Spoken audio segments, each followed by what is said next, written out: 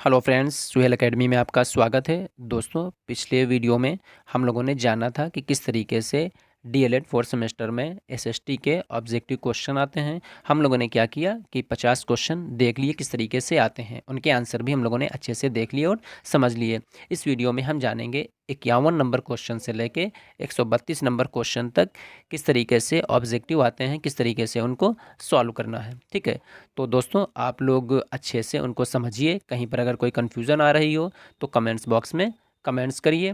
ठीक है, और इसके बाद अगली जो वीडियो हमारी आएगी वो आएगी अति लघु उत्तरीय प्रश्नों को हम देखेंगे कि किस तरीके से डीएलएड फोर्थ सेमेस्टर में अति लघु उत्तरीय प्रश्न आते हैं। तो दोस्तों, जिन लोगों ने अभी तक हमारे चैनल सुहेल एकेडमी को सब्सक्राइब नहीं किया दोस्तों, तो ज़रूर सब्सक्राइब कर लें। वीडियो पसंद आई हो तो लाइक करें, अपने डीएलएड दोस्तों में इसे ज़रूर शेयर करें। और दोस्तों, कमेंट्स बॉक्स में अपने कमेंट्स करें। अगर कहीं पर दोस्तों कहीं कोई कन्फ्यूज़न हो रही हो तो कमेंट्स करके हमें ज़रूर बताएं। और दोस्तों, शुरू करते हैं अपनी वीडियो को। तो आइए यहाँ से देखते हैं कुछ क्वेश्चन और जो रह गए थे ऑब्जेक्टिव, उनको देखते हैं। तो सबसे पहले यहाँ पर क्वेश्चन नंबर हमारा है 51 नंबर। ठीक है, भारत के प्रथम उप प्रधानमंत्री थे। ठीक है, तो प्रथम उप प्रधानमंत्री कौन थे? यहाँ पे भीमराव अम्बेडकर, गोविंद बल्लभ पंत, सरदार वल्लभ भाई पटेल या सी राजगोपालाचारी। तो दोस्तों, इसका जो राइट आंसर होगा वो राइट आंसर होगा सरदार वल्लभ भाई पटेल। फिर उसके बाद अगला क्वेश्चन 52, किसी स्थान पर लंबे समय तक पाए जाने वाले मौसमी दशाओं को क्या कहते हैं? तो इसको दोस्तों कहते हैं मानसून। फिर उसके बाद सुनामी घटना घटित हुई थी। तो दोस्तों, सुनामी जो थी वो 2004 में घटी थी।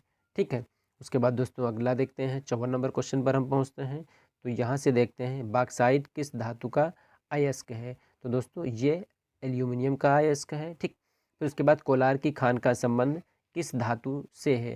तो दोस्तों यहाँ पर इसका जो राइट आंसर होगा वो होगा सोना। ठीक, सबसे अधिक चीनी मिलों की संख्या किस प्रदेश में है? तो दोस्तों आपको पता है सबसे अधिक चीनी मिल की संख्या कहाँ पर है? तो ये है उत्तर प्रदेश। फिर उसके बाद 57 नंबर क्वेश्चन पर हम पहुँचते हैं। देखते हैं यहाँ से संयुक्त राष्ट्र संघ का प्रधान कार्यालय कहाँ स्थित है? तो दोस्तों ये न्यूयॉर्क में स्थित है। 58 नंबर क्वेश्चन पर हम पहुँचते हैं। तो देखते हैं हथकरघा उद्योग है। 8 नंबर क्वेश्चन जो हमारा उसका राइट आंसर आएगा वो होगा कुटीर उद्योग से संबंधित है। ठीक है, मंगल पांडे को कब फांसी दी गई थी? तो 8 अप्रैल 1857 को मंगल पांडे को फांसी दी गई। ठीक है, उसके बाद अगला क्वेश्चन आता है 60 नंबर, केगा परमाणु ऊर्जा उत्पादक केंद्र भारत के किस प्रदेश में स्थित है? तो दोस्तों ये कर्नाटक में स्थित है। 61 नंबर, विश्व पर्यावरण दिवस मनाया जाता है। बहुत ही इंपॉर्टेंट क्वेश्चन। तो दोस्तों ये 5 जून को मनाया जाता है। अगला क्वेश्चन दोस्तों यहाँ पर आते हैं 62 पर हम पहुँचते हैं और यहाँ पर देखते हैं क्वेश्चन नंबर कि 2011 की जो जनगणना हुई उसके अनुसार उत्तर प्रदेश का सर्वाधिक साक्षरता वाला जिला। तो यहाँ पर जो सर्वाधिक साक्षरता वाला जो दोस्तों जिला था वो था गौतम बुद्ध नगर। फिर उसके बाद 63 नंबर क्वेश्चन पर हम पहुँचते हैं। तो देखते हैं भारत का सबसे लंबा राष्ट्रीय राजमार्ग कौन सा है? ठीक, तो सबसे लंबा राष्ट्रीय राजमार्ग दोस्तों राष्ट्रीय राजमार्ग संख्या 7। ठीक, फिर उसके बाद 64 क्वेश्चन पर हम पहुँचते हैं। वहाँ पर हम देखते हैं कि योजना आयोग के स्थान पर नीति आयोग की स्थापना निम्नलिखित में से किस वर्ष की गई? तो दोस्तों ये 2015 में योजना आयोग का जो नाम था वो क्या कर दिया गया? वो नीति आयोग कर दिया। ठीक है, फिर उसके बाद 65 नंबर क्वेश्चन, हे राम भारत छोड़ो किसका संबंध है? यानी हे राम और भारत छोड़ो। ठीक, तो ये किस मतलब किसका कथन है? ठीक है, तो ये महात्मा गांधी का। ठीक, नारा दिया। फिर उसके बाद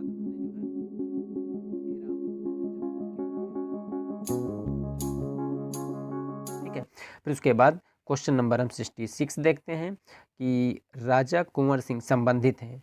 तो दोस्तों ये संबंधित थे जगदीशपुर से। ये 1857 की जो क्रांति हुई उसमें जो है इन्होंने नेतृत्व संभाला था बिहार के जगदीशपुर में। ठीक, अगला क्वेश्चन आता है 67 नंबर, स्वामी दयानंद सरस्वती ने आर्य समाज की स्थापना कब की? ठीक, तो दोस्तों आर्य समाज की जो स्थापना थी वो 1875 में हुई। यहाँ से 2 क्वेश्चन आपके बन जाएंगे।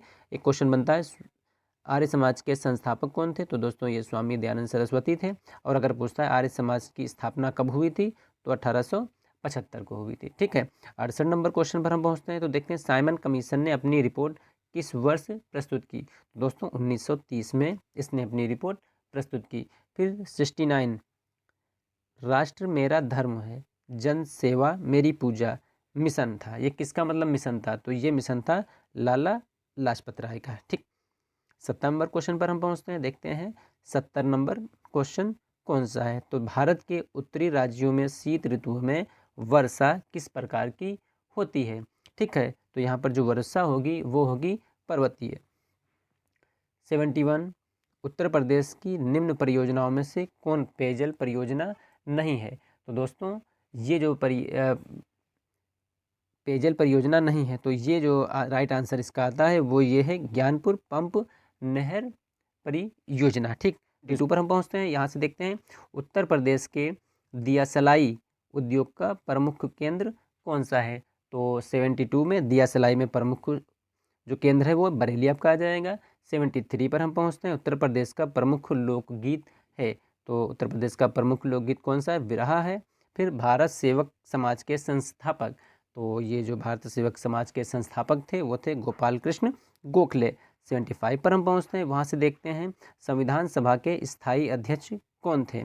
तो दोस्तों यहाँ पर संविधान सभा के स्थायी अध्यक्ष डॉक्टर राजेंद्र प्रसाद थे। ठीक, एक अस्थायी अध्यक्ष अगर आता है, ठीक है, अस्थायी तो डॉक्टर सच्चिदानंद सिन्हा आ जाएंगे। ठीक, स्थायी अध्यक्ष अगर आता है तो डॉक्टर राजेंद्र प्रसाद आ जाएंगे। ठीक, इसको ध्यान रखिएगा। और संविधान सभा की जो पहली बैठक थी वो हुई थी 9 दिसंबर 1946 को। ठीक, और संविधान सभा की जो दूसरी बैठक थी वो 11 दिसंबर 1946 को हुई। ठीक, इस बात को ध्यान रखिएगा। ठीक है, अगला क्वेश्चन यहाँ पर आता है 76 पर हम लोग पहुँचते हैं। 76 का जो किस राज्य के कुल भौगोलिक क्षेत्र के सबसे कम भाग पर वनों का विस्तार पाया जाता है, यानी वन सबसे कम कहाँ पाए जाते हैं इन चारों राज्यों में से। ठीक है, तो ये आपका राइट आंसर आएगा हरियाणा। फिर उसके बाद 77 पर हम पहुँचते हैं। तो देखते हैं देश के सर्वाधिक क्षेत्रफल पाए जाने वाले वन हैं। तो ये जो वन हैं ये हैं उष्ण सदाबहार वन। ठीक, मौसम कैसे बनते हैं? 78 तो दोस्तों मौसम बनते हैं पृथ्वी के परिक्रमण के कारण। ठीक है, फिर उसके बाद आर्कटिक विलो है। तो आर्कटिक विलो क्या है दोस्तों?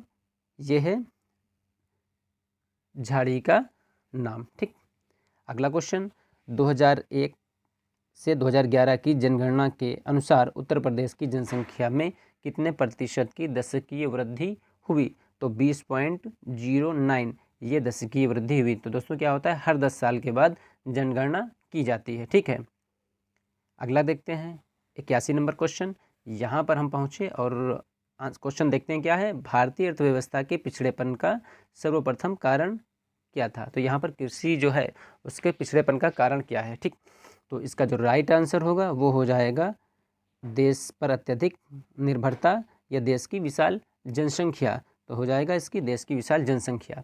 ठीक, उसके बाद आएगा संयुक्त राष्ट्र संघ की स्थापना कब की गई थी। तो दोस्तों 24 अक्टूबर 1945 को संयुक्त राष्ट्र संघ की स्थापना की गई। ठीक, फिर उसके बाद प्राण और दैहिक स्वतंत्रता की गारंटी कौन सा अनुच्छेद होता है। तो अनुच्छेद 21।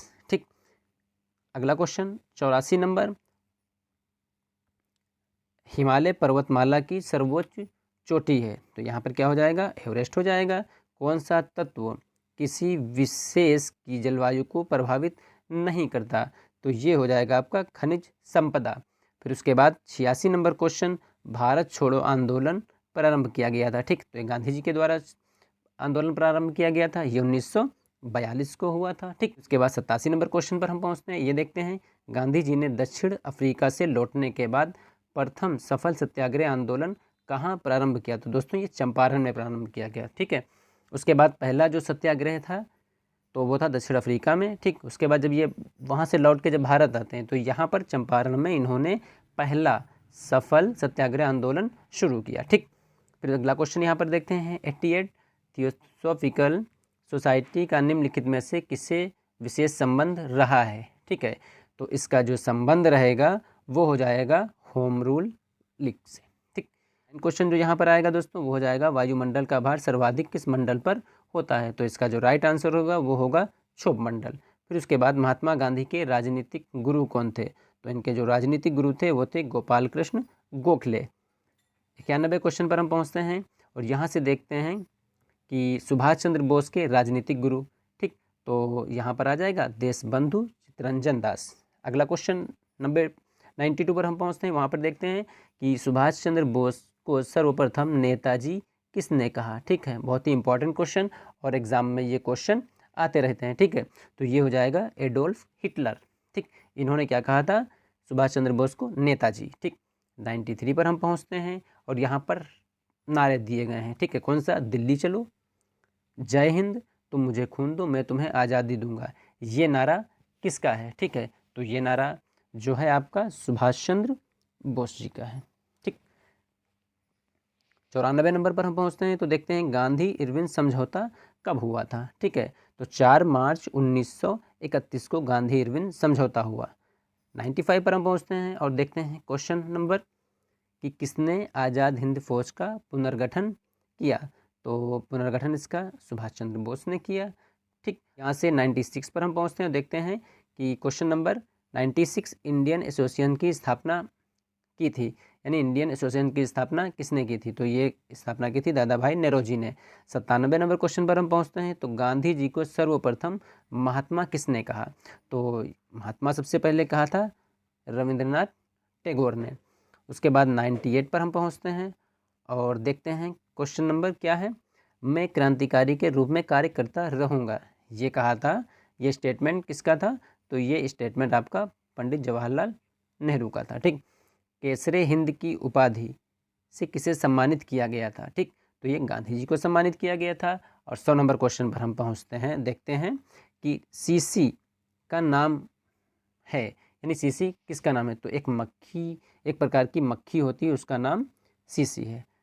ठीक, तो दोस्तों ये क्वेश्चन अभी तक हम लोग 100 नंबर क्वेश्चन पर पहुंच गए हैं। तो दोस्तों जिन लोगों ने अभी तक हमारे चैनल को सब्सक्राइब नहीं किया वो चैनल को ज़रूर सब्सक्राइब कर लें। वीडियो पसंद आए तो वीडियो को ज़रूर लाइक करें और वीडियो को DLED 4th सेमेस्टर के सभी स्टूडेंट्स में शेयर करें। और दोस्तों एक साथ आपको एक बात और बताते हुए चल रहे हैं, ये जो इम्पोर्टेंट है क्वेश्चन है बहुत ही इम्पोर्टेंट है। इम्पोर्टेंट इसलिए है कि आप जो भी वनडे एग्ज़ाम में बैठेंगे, ठीक है, आप किसी भी वनडे एग्ज़ाम में बैठते हैं तो वहाँ पर ये जो क्वेश्चन हैं, ये क्वेश्चन आपको कहीं ना कहीं किसी न किसी रूप में देखने को ज़रूर मिलते हैं। ठीक है, तो आइए दोस्तों आगे देखते हैं। तो यहाँ पर हमारा 101 नंबर जो क्वेश्चन होगा, उसका जो क्वेश्चन होगा वो क्या है, मलेरिया की दवा, उसका क्या नाम है, कुनेन। ठीक, पहले क्या था, मलेरिया की दवा का क्या नाम है, कुनेन। ठीक, ये किसकी बनाई जाती है। ठीक है, तो ये एक होता है सिनकोना वृक्ष की छाल होती है, उससे जो है कुनेन बनाई जाती है और ये किसकी दवा होती है, मलेरिया की। फिर उसके बाद पंचशील सिद्धांतों में सबसे महत्वपूर्ण है, तो क्या महत्वपूर्ण है, तो ये था शांतिपूर्ण सहअस्तित्व और समानता और पारस्परिक कार्य। ठीक, अगला जो क्वेश्चन आता है वो यहाँ पर है, आराम हराम है। 103 नंबर क्वेश्चन देखते हैं क्या है, आराम हराम है, who lives off India dies, Purna Swaraj किसका कथन है। ठीक है, तो 103 नंबर का जो राइट आंसर आता है वो हो जाएगा जवाहरलाल नेहरू। नाना साहब दत्तक पुत्र थे, तो ये बाजीराव के दत्तक पुत्र थे। अगला क्वेश्चन 105 नंबर पर हम पहुँचते हैं, देखते हैं क्या है, हिंदुस्तान सामाजिक संविधान संगठन, ठीक है, का गठन किया किसने किया था, ये रामप्रसाद बिस्मिल के द्वारा किया गया। उसके बाद बंदी जीवन पुस्तक के लेखक, तो इसके पुस्तक के लेखक हैं सचिंद्र नाथ संथाल। ठीक, उसके बाद 107 नंबर पर हम पहुंचते हैं तो वहां पर देखते हैं क्वेश्चन नंबर, स्वतंत्रता प्राप्ति के समय पांडिचेरी किसके कब्जे में था। ठीक है, तो इसका राइट आंसर हो जाएगा, ये था पुर्तगाल के कब्जे में। उसके बाद गोखले के आध्यात्मिक और राजनीतिक गुरु कौन थे, तो गोखले के आध्यात्मिक और राजनीतिक गुरु MG रानाडे थे। ठीक है, महागोविंद रानाडे। 109 नंबर पर हम पहुंचते हैं तो मैं देश की मिट्टी से ही कांग्रेस से भी बड़ा आंदोलन खड़ा कर दूंगा, ये कथन किसका था, तो ये कथन दोस्तों था महात्मा गांधी जी का। ठीक, अगला क्वेश्चन हम देखते हैं क्या है, रामकृष्ण मिशन के संस्थापक कौन थे, तो 110 नंबर का जो राइट आंसर होगा वो हो जाएगा स्वामी विवेकानंद। ठीक, उसके बाद 111 नंबर पर हम पहुंचते हैं, भारत का अंतिम गवर्नर जनरल कौन था, तो ये आ जाएगा C राजगोपाला कर्मचारी, और ये भारत के प्रथम गवर्नर जनरल भी थे, इसको ध्यान रखिएगा, ठीक है। 112 नंबर पर हम पहुंचते हैं और देखते हैं क्वेश्चन क्या है। तो यहाँ से हमें मिलेगा, भारतीय राष्ट्रीय कांग्रेस ने पूर्ण स्वराज प्राप्त करने का लक्ष्य कब घोषित किया। तो 112 नंबर का जो राइट आंसर है वो हो जाएगा 1929 में। 113 नंबर क्वेश्चन हम देखते हैं, तो भारत भारतीयों के लिए ये नारा किसने दिया। तो ये नारा दोस्तों आर्य समाज का था, ठीक।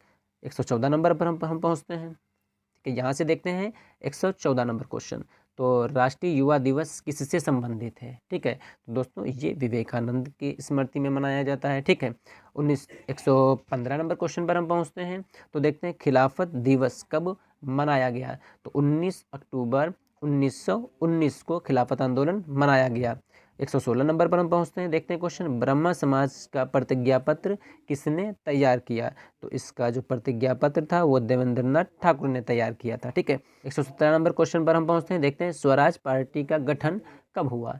तो 2 जनवरी 1923 को स्वराज पार्टी का गठन हुआ। उसके बाद दोस्तों अगला क्वेश्चन आता है, और क्वेश्चन नंबर है 118, ठीक। खिलाफत आंदोलन की स्थापना कब और किसने की थी, ठीक है। तो खिलाफत आंदोलन की जो स्थापना थी वो 1919 में शौकत अली और मोहम्मद अली जिन्ना के द्वारा तैयार हुई है, ठीक। 119 नंबर क्वेश्चन जो हमारा आएगा वो देखते हैं, प्रजातंत्र दल और फॉरवर्ड ब्लॉक जैसे दलों के स्थापना किसने की, ठीक है। तो इसकी स्थापना की थी आपके सुभाष चंद्र बोस जी ने, ठीक। 120 number question, poverty and the un-British rule in India, ये पुस्तक दोस्तों लिखी है दादा भाई नेरोजी ने। फिर 121 नंबर क्वेश्चन, गोखले भारत का हीरा, महाराष्ट्र का रत्न और मजदूरों के राजा थे, ये किसने कहा था। तो दोस्तों ये कहा था लोकमान्य तिलक ने, ठीक है। 122 नंबर क्वेश्चन पर हम पहुंचते हैं, एमडीएम की व्यवस्था है। तो एमडीएम की व्यवस्था कहाँ है, तो केवल प्राथमिक विद्यालय में, केवल उच्च प्राथमिक विद्यालय में। दोस्तों इसका जो राइट आंसर हो जाएगा वो हो जाएगा ए और बी, यानी दोनों में एमडीएम की व्यवस्था की गई है, ठीक है। मंगल पांडे ने अंग्रेजी पदाधिकारियों की हत्या कब की। तो 6 अप्रैल 1857 को, ठीक है। 124 नंबर क्वेश्चन, रामकृष्ण मिशन की स्थापना कब हुई। तो दोस्तों रामकृष्ण मिशन की जो स्थापना थी वो 1897 में हुई थी, ठीक।